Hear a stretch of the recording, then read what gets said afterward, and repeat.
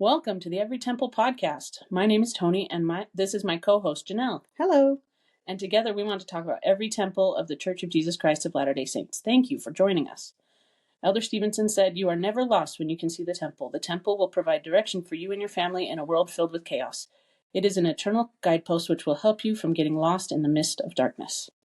So this is season 2. We made it. This is exciting. No, it's arbitrary, but it's what we chose. So. Yeah. Today we're going to talk about the Bern Switzerland Temple. This is the first temple in Europe. And as we keep going through this season, we're going to see more international temples and the growth of the church overall. It'll be very exciting for me to learn about all of these things. Yeah, this was really neat to read about and research. Yeah, I think they're all going to be amazing. So let's talk about some temple news before we start. The open house for the renovated Toronto Temple is still going on. And on the other side of the world, the Auckland, New Zealand Temple has started their open house as well. Fun. It's running from February 27th to March 22nd. And it's so pretty inside. It has some very nice botanical decoration, like swirly ferns. That's what I noticed. Temples are always pretty, but it's so...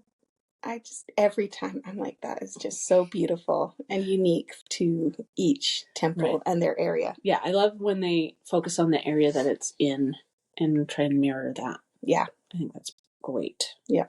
Makes it personal. Okay, so let's talk about today's temple, the Bern Switzerland Temple.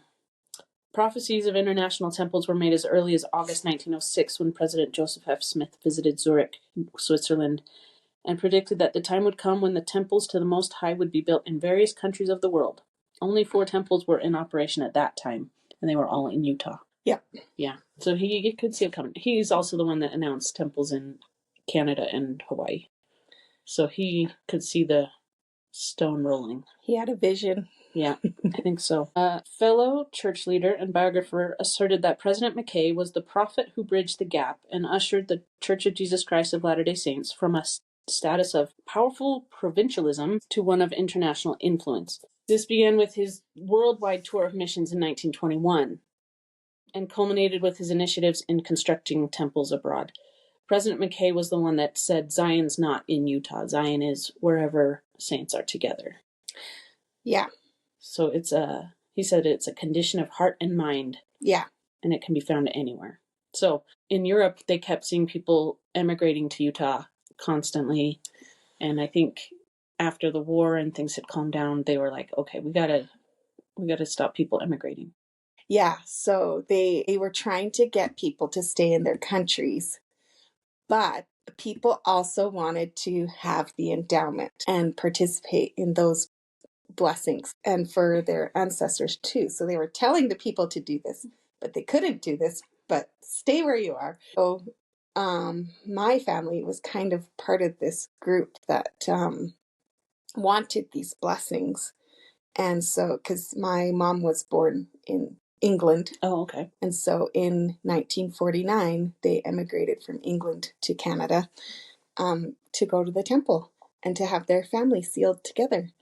Yeah. So they were part of that group that still emigrated. Still needed to get to a temple. And I mean, I'm glad because I'm now here. You wouldn't be here making this podcast right now if you didn't. Exactly. I saw something that said it was the greatest investment the church had made because of all the costs that members would have had to make to immigrate. Yes. To build a temple was an investment in the people there to keep them there. And it helps to grow the church when there's a significant number there that can grow a community.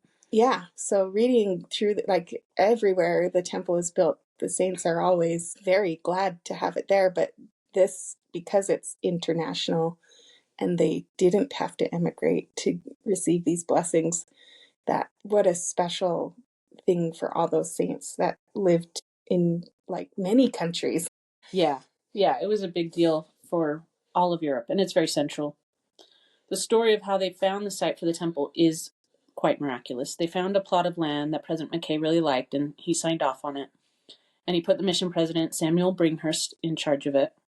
But he found out this first site was going to be used by the city for a university. So they found another beautiful site. Unfortunately, it had 30 owners, potentially, that they had to get to sign off, and it was not ideal. So President Brinkhurst was like, maybe we should drop this one. And he prayed about it. And he said that this answer was so quickly received.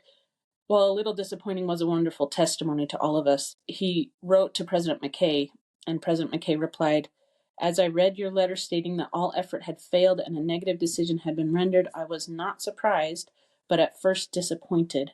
However, strangely enough, my disappointment soon disappeared and was replaced by an assurance that the Lord will overrule all transactions for the best good of his church, not only in Switzerland, but throughout Europe. So eventually they found another one that felt right, and it turned out that previous one that they had to fight for 30 different people, it turned out that was going to have a highway put through it. So not ideal. Yeah. They did find this new location where the temple stands in Zollikofen. It was twice the area and half the cost. Yeah. In November 20th, 1952.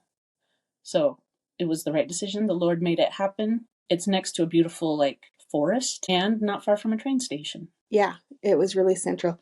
And just a side note, sometimes people would camp in the forest, and then their vacations were going to the temple, and they'd camp in the forest and go to the temple. I read that and I was like, oh, yeah, I never thought about camping. But I mean, in the 50s, that was a big thing. Also, picking Switzerland in all of Europe, yeah. At this time, the war had only been over for a few years there, and there was still just a lot of healing happening from the war, from people, from rebuilding buildings, and just lots was happening. And Switzerland had a history of religious tolerance, multilingualism. They had lots, people who live in Switzerland usually knew several languages, and they were neutral in the wars. They didn't have any bombs dropped on them. Yeah. They were politically safe. Yeah. So Switzerland, at this time when all of Europe is still trying to fix itself from the war, Switzerland was obviously an inspired choice. Yeah, I think so. So the language thing came in a little bit tricky to create a temple that the endowment could be presented in multiple languages. So they had a committee, and on this committee was Brother Gordon B. Hinckley, who worked for the church. He basically came home from his mission and was like, hey, missionaries need more pamphlets and things. And they were like, why don't you write some? And then he just had a job at the church. He's a smart guy. Anyway, so he's on this committee, and the President McKay said, I need you to figure out how to present in the most languages with the fewest number of temple workers. And so he had 2 years to figure this out. Yeah. And so he prayed and he worked a lot. And what he decided on is that they could film the endowment, and then they could change the languages to suit the audience that was there. Yeah. So we have a friend that does film production, and I asked him, where do they film the temple movies nowadays? They film them at the motion picture studio that the church owns in Provo. This one was filmed on the top floor of the Salt Lake Temple. They just turned it into a film studio, and I was like, that is a lot of work. That is just a lot. They had to make sets, bring in props, I guess. I don't know. Yeah, so I just read this. They had a couple other filming locations, but most of it was in the Salt Lake Temple. And to try and not disturb the work at the Salt Lake Temple, they would use cranes and put props in and out of the windows. Serious? Yeah. Well, I read that they did most of the filming on the weekends, yes, so nobody would know it was happening. Yes, which I don't know why it needed to be a secret, but in case it failed, maybe. I don't know. I think they were just trying to have the least amount of disruption. Yeah, probably. So as to the work that was actually happening. Just a lot of work to film that up in the assembly hall. Yeah. Of the Salt Lake Temple. Yeah. So they made separate films in French, German, Dutch, Finnish, Swedish, Danish, and Norwegian. Yeah. Each featured a distinct cast made up of immigrants and returned missionaries who spoke those languages. Then Brother Hinckley had to get these films developed, this was before digital, right? It's on film. It has to go through a process, but he wanted it to be kept sacred. And so he found a film lab that was owned by a church member. And he said, can I trust you to develop this film and only have, recommend holders, I guess, looking at it. And so they did that. Nice. And then there's more. Okay, you just said developing the film, and I'm like, what? You had to develop like video film? Yeah. And I'm like, of course you did. I have never thought about that before. Like, I know I developed my pictures. Right. Yeah. Yeah. I just didn't think of it in context of videos. Right. It's just so long ago to us. Yep. So then they had to get these film canisters through customs and into Switzerland. Yeah, that was a thing. Do you want to talk about that? There was like, let's see, so they had to get it through customs. And they're like, well, they have to go through the Switzerland Federal Film Board. And he's like, oh my gosh, Right. What does that entail? Yeah. So he left he was like at the border at Customs? I don't know. Customs. Okay. And so he had to leave the film there because he didn't want to draw attention to the film, right? So he left the canisters there, and a day of fasting and pleading followed. And early Monday, Brother Hinckley and President William Pershon of the Swiss Austrian Mission reported to customs, and the officer in charge directed a number of questions. And later, President Pershon reported that a friendly understanding seemed to come over the officer. In unusually cooperative manner, the papers were stamped and films released without anyone seeing a frame or hearing a word. Miracle. Yeah. Amazing. They worked so hard to get everything set up for the temple to be open. President Brother Hinckley and Sister Hinckley went with him. She helped clean the temple while he was trying to set up this audio visual equipment. I thought that was so fun that she would travel with him and then just went to work vacuuming the garbage. I think she was on vacation because they left their kids at home. Yeah. She's like, yeah, I can go to Switzerland and vacuum. Well, and the temple was designed to hold this equipment, and then he had to go in there and set it all up. Yeah. Right before dedication. Right. And it took them well into the night, multiple nights. Yeah. They wanted it to work as soon as possible after the dedication because all of these saints were coming from around Europe, like really, really far distances. Yeah. And so they scheduled those that were coming the farthest to come to the last dedication so that they could then move right into the first endowment session. Yeah. And they set hundreds of people were able to go through the temple that way. Yeah. That first weekend. Yeah. It was like, I think it was running almost 24/7. It was running very fast. Yeah. Oh, it says in 6 languages, session followed session without ceasing for 48 hours. That's amazing. So the way this temple was set up, though, is unique. It had one big endowment room, just one. Yeah. That held 250 people. Yeah. Which meant that sessions could only happen every 2 hours. And then, they would move through and start another one. And then they later renovated it. And we'll talk about that in a second. As those first sessions were going through, President McKay greeted the first 3 companies and commended them for their faith. It was so cute. By Saturday evening, some 280 saints had received their own endowment, which was amazing. The Tabernacle Choir sung at the dedication. There we go. They were on tour. They just happened to plan it. Made that part of their tour. Perfect. So they sang at the London temple site and in Paris and in Switzerland. That was their first tour. Cute. Tabernacle Choir first tour. They just came back from Peru, so they can do anything. We don't have any pictures inside the temple, probably because it hasn't been renovated recently. Right. So we don't. There's no murals. I'm pretty sure. I didn't hear any discussion of murals. And the only artist I have is Michael Yeager, who is listed as doing the metalwork on the doors and the font. And I don't know if that means he did the oxen as well. I feel like he did the base and like the... Right, that's what I'm thinking too. And the oxen, maybe they were casts of like the Cardston Temple or something. Oh, they could have been. I didn't have any information on them. They're very cool. I mean, I'm saying we don't have pictures of them. The Hamilton, New Zealand temple that we're going to talk about, they use the same mold as the Swiss temple. So we do have pictures of those. They're very cool if you want to look those up. Yeah, I didn't find a lot of information about like the inside of the temple, like the construction, the artistry. Yeah, I didn't either. Yeah, they're just Yeah, or the oxen, or who designed them, or there was a lot less artistry involved, even though it's still beautiful. Yeah. Maybe this was the start of the They just toned it let's down a get little. them built, because this was done in 3 years. Yeah, it was very fast. And whereas the previous temples were like 10 years. Right. I mean, for various reasons. Well, but yeah, but maybe they're like, hey, we're not going to get this Idaho temple dedicated because of the war. Why don't we just paint another mural? Head architect was Edward O. Anderson, and he had a partner, Wilhelm Zimmer, in Europe that kind of converted everything. He was the local architect. What else?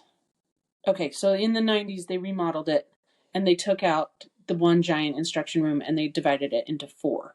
So there's 4 instruction rooms with 75 people in each. Yep. And this leads us to something else that we have never seen. So that made it so that the endowments could be started every half hour instead of every 2 hours. Yes. And it's not progressive, like all the ones we've talked about so far. Not progressive, just like you do your endowment, you go to the veil, go to the celestial room. Yeah. When they did this renovation, we lost square footage. This has never happened before. How does that work? I don't know. I looked up as much as I could. I can't figure it out. Because they said they divided this up, which I could see you lose square footage there as you're putting in walls. But then they also said they added to the back of the 4th floor. Oh, look, here's what I've got. The upper section of the temple was restructured to add a 4th floor, allowing for more ceiling rooms to be added. In conjunction with this expansion, several feet were added to the back end of the upper section of the temple. It could be that my numbers are wrong. It could be that maybe they measured differently. Right. It could be measured in meters. I don't know. But from what I understand, we lost about 400 square feet. Sure. For efficiency's sake. I guess we'd have to get into details on how they decide square footage. Right. Do they measure every room? I don't know how. Do they measure around the outside? I don't know how they measure. Yeah. It's tricky. And I tried so hard to look it up, but I never found any answers. Do you have anything about the remodel or anything? Just that they, I guess later in 2005, they added the Angel Moroni to the spire. So it just used to be like just a spire. Like metal pokey. Yeah. Spire. I don't know. It's a metal pokey type. Yep. And so they must have taken that out and added the Angel Moroni. But not till 2005. Yeah, 2005. The commemoration of the 50th anniversary. Oh, that's true. Yeah. Cool. Yeah. Today, the church in Switzerland has about 9,000 members in 5 states. And this is the only temple in the country. The temple district is 39,000 members in 10 states in Austria, France, Italy, and Switzerland. That's how many people are in that district. Awesome. Yeah. Nicknames for this temple, I only have the Swiss temple, which is what it used to be called. Yeah, the Swiss temple. In the area, in the region, the closest temples are or will be the Milan, Italy temple. It's announced. It hasn't been started. Frankfurt and Freiburg temples are operating north of this. Rome is open further south, and Paris is in the west. Vienna has one announced. That's east, as well as Budapest, a little further east. So there's a lot of room for temples in Europe as the church membership continues to grow. Yeah. Yeah. The exterior is reinforced concrete with a gray terracotta facing trimmed in white. They did change that in the renovation. Okay. They removed terracotta and replaced it with lighter colored tiles, I think. Oh, okay. Yeah. It's just not the stone granite stuff. It's not big blocks. No. Yeah. It's true. Okay. I've got some dedication. Are you ready for that? Or do you have something else? Yeah. Why don't you do that? Okay. Actually, sorry. Go ahead. The design. I read kind of a funny thing about the design. The architect was working with like President McKay, and the architect was trying to get it from like the 5 rooms where you like move to just like 2 rooms. And the President McKay said that he liked the interior design, but that he frankly admitted as he looked at the flat roof design, it doesn't look like a temple. And so the Brother Anderson says, President McKay, what does a temple look like in your mind? Yeah, that's a good answer. And the president said that, something like St. George Temple with the single spire. And so there was a different design, I guess, and he redid. That's really interesting because before Idaho Falls, we had those 3 that were boxes. Yeah. 3. Mm-hmm. And then now you've got this one with the spire at the end, and it's a very, that is kind of what our temples look like now. Yeah, it is. That is a very classic temple vibe. I feel like this was the classic temple vibe coming. Yeah, so. President McKay laying down the truth. Yep. Interesting. Yeah. It has to look like St. George. There you go. All right. It was dedicated September 11th through 15th, 1955 by David O. McKay. He said, on this sacred occasion, the completion and dedication of the first temple to be erected by the church in Europe, we give our hearts and lift our voices to thee in praise and gratitude. Help us to free our minds from idle thoughts and our souls from selfish and envious feelings, that in sincerity and truth we may assemble as one in singleness of purpose, in love of thee, of one another, and of all sincere people in the world. He was very good at looking at the church as a worldwide thing and helping it to grow. It was a very interesting prayer. I think it was different than ones I've read before. Maybe he's got a good vibe, or he's a good writer or something. Yeah. It was just different. Just a different feeling. Yeah. And Janelle's talked about this, but he said in the prayer, we are grateful for the freedom-loving government of Switzerland, which through the centuries has held inviolate man's free agency and his inalienable right to worship thee without dictation from any man or group of men whatsoever. So I looked it up, and the Swiss Constitution has guaranteed freedom of religion for a long time. Yeah. So that's nice. You have anything else? Yeah. I liked this bit. If you've ever read the book Go Forth with Faith, I haven't read it, but it seems like President Hinckley, whoever actually wrote that, I don't know anything about the book. Anyway. Oh, it's his biography. Yes. Right. Okay. Yeah. He talks a lot about this because of all the work he did on it. Anyways, I think this is from there. He says, as I saw those, this must be like from the rededication, I'm thinking. Anyways, as I saw those people gathered from 10 nations to participate in the temple ordinances, as I saw elderly people from behind the Iron Curtain who had lost their families in the wars that had washed over them, witnessed the expressions of joy and tears of gladness which came from their hearts as a result of the opportunities that had been given them, as I saw young husbands and wives with their families, their bright and beautiful children, and saw those families united in an eternal relationship, I knew that with a certainty beyond what I had known before, that President McKay was inspired to direct the Lord to bring these priceless blessings into the lives of those men and women of faith gathered from the nations of Europe. Also, like during the 1990s rededication, somebody had recorded that there was one juxtaposition was a bus of 42 Croatian and 7 Slovenian members from divided Yugoslavia who sat together as one in Christ. When I was reading that, it was just so neat to me that, like this temple does service many nations and nations who are at war. Yeah.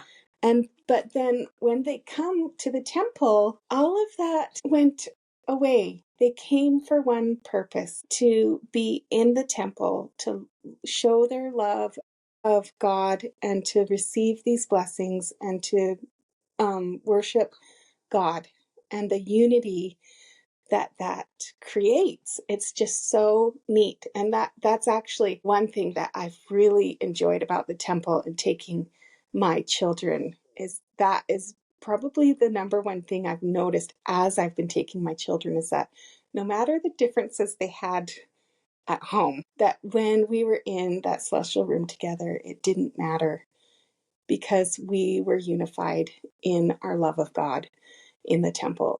And so this is just on a much bigger scale. Right. Yeah. Is healing nations. Yeah. And that's just really. That is cool. I think Brother Renlund talked about that with his father being Finnish and the Russian saint. That too. And they kind of got together when the temple was dedicated. Yeah. So we'll talk about that again in Finland. Yeah, for sure. Amazing. I love it. Yeah. What else? That's kind of it. I know that at the first dedication, there was a huge feeling of the veil being thin. Oh. Many people felt like the veil was thin, and they felt like previous church leaders. Yes, I did read that as well. Yeah, and it always reminds me that if you're available and your heart's open, the veil is thin in the temple, but also that God is rejoicing in, like, it's not just we're happy we have a temple. The heavens, of course, are happy that this temple is being built. Yep, for sure. Thank you, Janelle. Yeah. All right, let's do some stats. Okay. It was announced on July 1st, 1952. President McKay had just done a tour of Europe, and he was in Scotland, and he was leaving, and he was like, by the way, there'll be a temple in Switzerland. Kind of like, a temple in Scotland? No, sorry. The dedication was September 11th through the 15th, 1955, by David O. McKay, and it was rededicated October 23rd through 25th, 1992, by Gordon B. Hinckley. They have 7 acres on the site, and 4 instruction rooms, 7 sealing rooms, 1 baptistry. Originally 39,457 square feet. After the renovation, the numbers that I found said 39,063 square feet.